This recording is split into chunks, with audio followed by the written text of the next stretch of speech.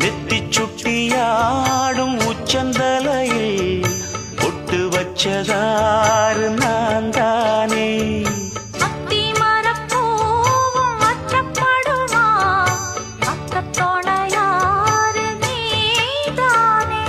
ஆசை பேச்சில் பாதி மூச்சில் லேசாதேகம் சூடு.